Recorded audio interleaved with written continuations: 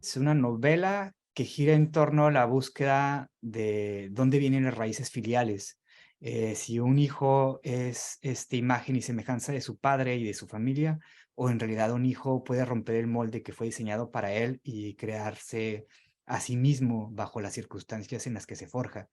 Tiene que ver mucho con los patrones heredados de las familias tradicionales, muy del Bajío o del centro occidente, que son muy conservadoras, que hay patrones masculinos muy fuertes y hay patrones femeninos donde se les acostumbra a las mujeres desde una raíz muy acendrada católica de que eres la cruz, más bien tu esposo es la cruz y tienes que cargarla para siempre, ¿no? Entonces, esta novela es un viaje interior del personaje cuando le anuncian que su padre está a punto de morir y él no sabe, viviendo desde un lugar que es la frontera, que es Tijuana, si viajar a Zacatecas a despedirse de él y hacer una especie de purgatorio de recuerdos o quedarse simplemente como el extranjero de cambio en Tijuana y decirle adiós desde la distancia, ¿no? Entonces él viaja, porque si no, no habría una novela de acción, y se encuentra con estos pilares familiares que de alguna manera creció, tuvo una memoria y empieza a hacer un examen de conciencia de todos ellos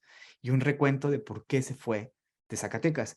Entre esos pilares está su mejor amigo, que de alguna manera le salió la baraja con mala jugada en la historia de su amistad y terminó siendo secuestrado en el crimen organizado y desaparecido. El premio fue en 2014, ganó la novela cuando no era un borrador, pero tenía una versión más corta.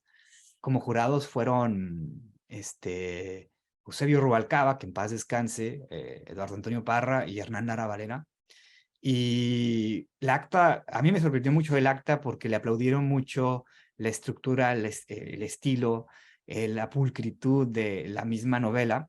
Y sobre todo que es un tema muy usado. Sabemos que el tema de los latinoamericanos es el padre, ¿no? Y como que meterse a narrar el padre, es decir, bueno, voy a entrar a un lugar que puede convertirse en lugar común. Entonces, para ellos decían que había como una nueva mirada sobre la figura paterna y también había una mirada muy fresca y actual de los acontecimientos sobre la violencia en la época. Prácticamente esa era como la acta de liberación.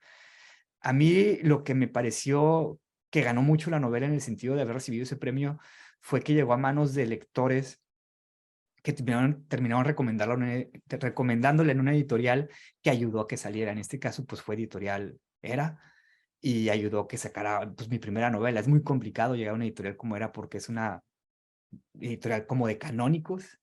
De hecho, algunas de las bromas que me hacían mis amigos y amigos escritores era que del catálogo de Era yo era el único joven y el único vivo. Pero bueno, esa es una broma nada más. Crecimiento y añoranza al pasado. Yo creo que eso, y que la persona que lo escribió en aquella época era una persona que tenía cierta visión de la literatura, cierta visión de figuras institucionales como la familia, el oficio literario y también cómo se relaciona uno con el lugar en el que nació y el lugar que dejó para irse a otros lugares, para buscar oportunidades. Y también cómo pues no sé, hay una reconfiguración del entender el espacio que es Zacatecas, que es donde nací, y que es un lugar súper hermoso, es un lugar que da a personas muy generosas, muy consideradas con los foráneos y que tiene muchísima historia, que incluso me dio para escribir nunca más un nombre y ahora me está dando para escribir otra literatura. En primer lugar, salieron como otros trabajos, otros libros que me hicieron moverme mucho por el país, dar talleres y eso. Pero después de antes y después de la pandemia, bueno, antes de la pandemia tuve una residencia en Canadá, en Banff. Estuve alrededor de 2 meses y medio y fue para hacer un proyecto que tiene que ver con el extractivismo minero y la violencia silenciosa que se da en América Latina, porque la mayoría de los proyectos de extracción de oro, plata y todo lo que sabemos son canadienses. Entonces yo propuse ese proyecto a Banff porque también quería mezclarlo con el senderismo y pues me aceptaron, ¿no? Lo que empecé a hacer fue hacer muchísima caminata, aprender disciplinas como la etnografía, alejarme de cierto modo de lo que antes era la escritura, de estar en un escritorio, leer lo que le dicen es el canon y tener ciertas relaciones con amigos que me recomendaban libros, que las sigo teniendo, pero ahora como más distanciados. Y empecé a crear una especie de marco teórico de lo que es escribir a través de la caminata y de lo que es relacionarme con los espacios, de los cerros, de los valles y esto, pero que tienen una degradación por violencia que dice Rob Nixon silenciosa o lenta. Entonces, mi literatura, creo yo, dio como un giro. Si me preocupaba por la violencia que hacen o que provocan los crímenes, el crimen organizado y las bandas en México, ahora me di cuenta que había un hilo conductor muy, muy visible entre esa violencia y la violencia que generan las empresas extractivistas, como por conceptos que es el desplazamiento forzado, que es la contaminación ambiental o degradación ambiental y que convierten en espacios sacrificables, en lugares ricos en oro, para convertirse en lugares extractivos.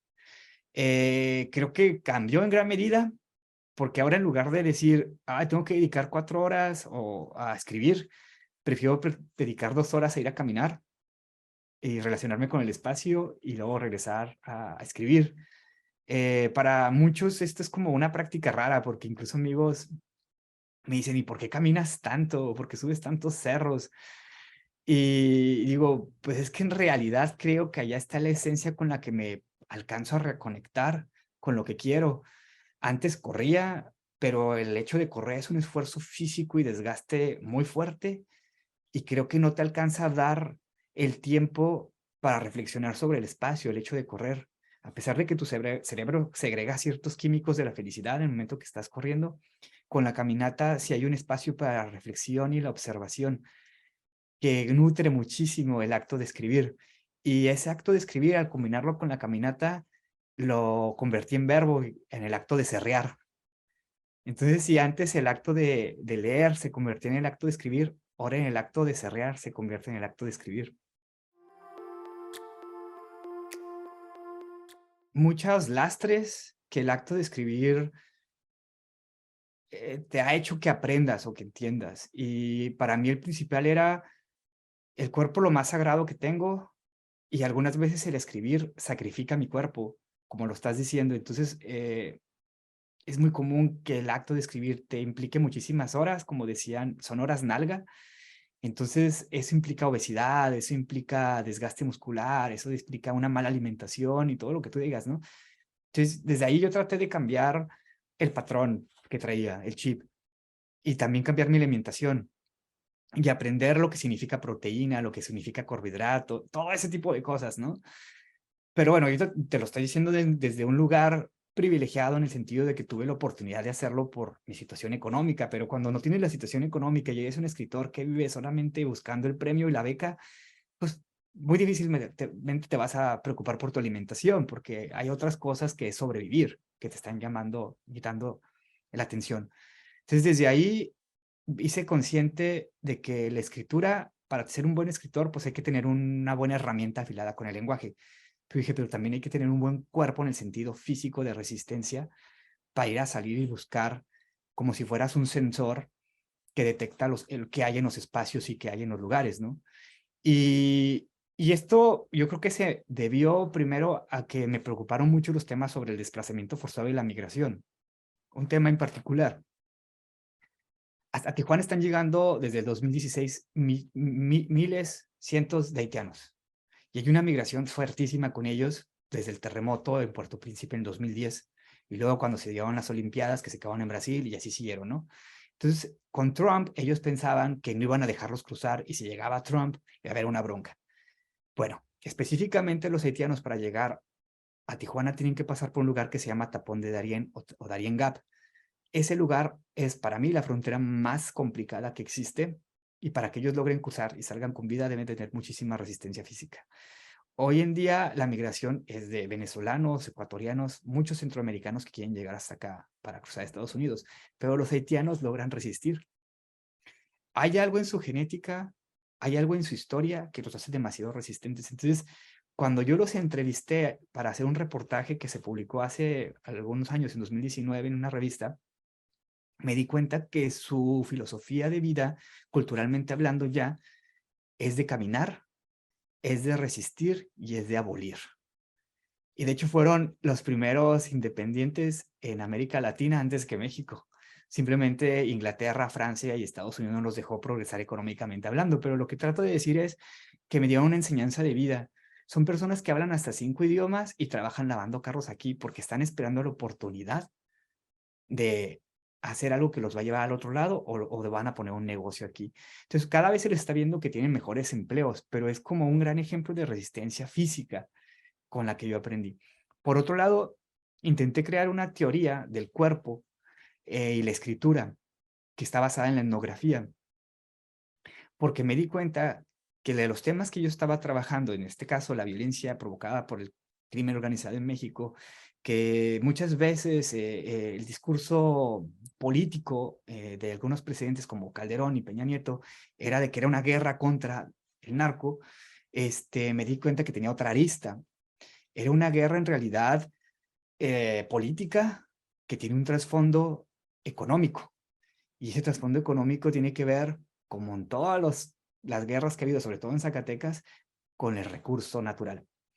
Zacatecas es rico en oro, plata, recursos naturales como ese tipo. Entonces ha llevado a la iniciativa privada nacional y extranjera a invertir y está creando una nueva violencia que no es nueva, tiene muchos años, pero era nueva para mí, que es, como te digo, la violencia ambiental, la violencia silenciosa, y está vinculada con la violencia que generan las bandas y el crimen organizado, ¿no? ¿Por qué? Porque sucede en las mismas zonas, también provoca desplazamientos y también provoca muerte.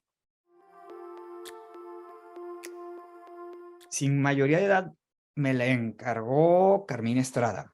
Yo había publicado un ensayo dossier sobre como las escritoras y escritores que a mí me gustaba leer de mi edad, porque hubo un tiempo en el que pues, yo era como fiel amante de un género que era el relato, del cuento, y yo sentía que para ser un gran escritor primero hay que debería ser un gran cuentista. Ahora pienso distinto, porque simplemente hay que leer y hay que escribir y hay que caminar y hay que relacionarte con los otros y punto. Y en ese tiempo, como para aprender de los otros, yo los leía los de mi generación.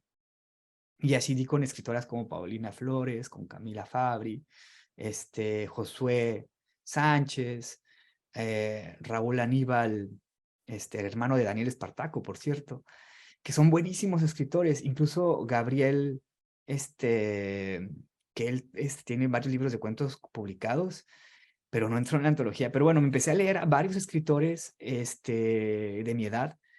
Y Carmina, al momento de leer el dossier, dijo, oye, Joel, ¿y si tienes contacto con ellos? ¿Y si hacemos una antología y rescatamos este dossier y tú la prologas? Y dije, pues me encantaría. Y dije, pero yo no sé cómo hacerle. Entonces, ahí Carmina lo que hizo fue, cuando yo le conseguí los cuentos que los escritores de manera muy generosa me dieron para la antología, hicimos el objetivo de que fueran dirigidos para un público de bachillerato, un público que de alguna manera tuviera un primer encuentro con la literatura o un tercer o segundo encuentro, pero como de enamoramiento y que los condujera a enamorarse pues más de la literatura. Y en ese sentido nos dimos cuenta que había hilos conductores en los cuentos, que es la infancia. Y yo les decía, ¿y si hacemos la antología, la idea de que son escritores jóvenes que no son muy visibles por quien dice qué es el canon o qué leer y qué no leer, y le ponemos el nombre de mayoría de edad, jugando con esta figura de que no tienen todavía la mayoría de edad como para ser escritores súper reconocidos, pero hay que leerlos porque tienen mucha energía, esta energía de la juventud, de la niñez, como para ser leídos. Entonces la empezamos a diseñar bajo ese sentido. Recuerdo que el título al inicio era otro, y una vez que junté todos los cuentos, están 11 mujeres y 12 hombres. No fueron 12 y 12 porque una de las autoras al final no pudo darnos su texto por cuestiones de derechos de autor. Yo necesitaba una mirada femenina del libro para que pudiéramos darle un acomodo plural y democrático. Y le pedí a Flor, a mi esposa, que si podíamos leerlo juntos. Entonces estuvimos leyéndolo juntos y lo acomodamos. Es una antología, podemos decir que en común, porque lo acomodamos así juntos. Y incluso hubo textos que ella sugirió hacer ciertas correcciones que yo se las pasé a las autoras, como Aura García Junco. Y cuando tuvimos ya el compendio me decía, este tiene un buen título como para que se llame, tiene un buen perfil para que se llame como Sin mayoría de edad, ¿no crees? De hecho, el título es de ella. Y fue porque le pusimos así. Entonces, al final, el libro se publicó en Punto de Partida, que es del UNAM. Este Punto de Partida tiene esta tradición de la revista de los universitarios. Entonces, por lo tanto, era como una antología para los universitarios. El primer libro que recomiendo es Autobiografía del Algodón, de Cristina Rivera Garza. Es un libro que vendieron como novela, pero yo le llamo libro porque tiene una mezcla de varios géneros narrativos, como la crónica, el ensayo y la narrativa de la novela. Pero tiene conceptos, yo creo que son interesantes y novedosos para ponernos a pensar en el planeta, en la coexistencia, pero también en la historia de los sindicatos, en la historia de la tierra en México, específicamente del altiplano mexicano, esta región que está en Matamoros y que colinda con San Luis Potosí y Zacatecas. Y es un libro que busca las raíces filiales, pero a través de el algodón, en esos lugares que era llamado el oro blanco, donde durante el reparto agrario empezaron a buscarse las nuevas oportunidades para que las familias puedan habitar esos lugares y los hicieran productivos. Otro libro que tiene que ver mucho con mi amor al cuento. Es un libro ya algo que tiene sus años, pero a mí creo que es un clásico dentro de todo el concepto de Italo Calvino de los clásicos, que es Los Boys de Junot Díaz. Son cuentos muy cortos, con toda esta herencia carveriana de lo que debe ser el relato corto, y tiene que ver con la infancia y la adolescencia. Y todos son chicos puertorriqueños migrantes viviendo en Estados Unidos que tienen una confrontación muy seria con el idioma y con la cultura. Otro libro que me encanta recomendar a gente joven y no tan joven y tiene que ver con la frontera, pero está de Ciudad Juárez, es Kentucky Club de Benjamín Aligre Sainz. Es un libro de cuentos de relatos muy largos que tiene que ver con el bar de Kentucky Club que está en Ciudad Juárez, pero como el punto de encuentro de las grandes reflexiones y los grandes clímax, porque son personajes que están sufriendo un conflicto, están sufriendo problemas de identidad, o problemas sexuales o problemas familiares, y terminan teniendo la revelación climática en Kentucky Club. Y la mayoría viven en la frontera, que es decir, del otro lado, en El Paso, y también son choques culturales, viven este choque cultural y de idioma o ideológico, y cuando cruzan a Ciudad Juárez, como que encuentran las raíces y encuentran la gran revelación de cómo disipar el problema. Otro libro que recomiendo muchísimo para comprender el estado o la historia del lugar del problema vasco, que es ETA, es Los peces de la amargura, de Fernando Aramburu. Aramburu ahorita en día es muy popular porque hicieron su novela Patria, le hicieron serie de televisión en HBO. Pero antes de esa gran novela, hay un gran libro de cuentos que se llama Los peces de la amargura y que yo siento que es como libro preparación para que Aramburu llegara a escribir Patria. Son alrededor de 5 o 6 cuentos que hablan sobre los daños que sufrió la población vasca entre este conflicto de ETA con el gobierno centralista de España, y que de alguna manera los vascos intentaban buscar su identidad después de los conflictos históricos que vivieron durante la guerra civil. Problemas como de que todavía existía gente encarcelada porque no hablaban español sino vasco, y presos políticos. Entonces, tiene unos cuentos tan tiernos y tan bonitos que te hace ver la riqueza de los seres humanos y cómo es hundida y degradada por los conflictos ideológicos, que a final de cuentas son conflictos que tienen su razón de ser, pero que pueden disiparse y pueden encontrar una paz humana, pero si no existen, no existiría la literatura y no existiría el conflicto humano. Otro libro que recomiendo muchísimo, no es literatura, pero puede leerse como literatura por la manera en cómo está abordado, es Los escombros del progreso de Gastón García Gordillo. Él es argentino. Este libro en un inicio se publicó en inglés como El nombre de Rumble, y es un libro que habla sobre el método etnográfico de ir a caminar los lugares que él conocía como ruinas, pero que la gente lo conoce como escombros, es decir, lugares que terminan siendo o teniendo una identidad nueva luego de que pasaron de un proceso de degradación.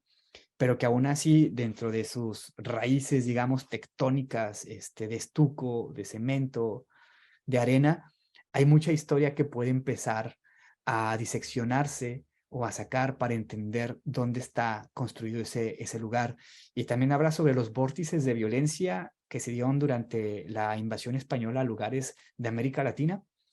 Los disecciona para empezar a comprender las capas de violencia que hay hoy en día en el mundo. Yo creo que esos son mis libros ahorita que puedo recomendar, y que creo que uno con ellos podría divertirse.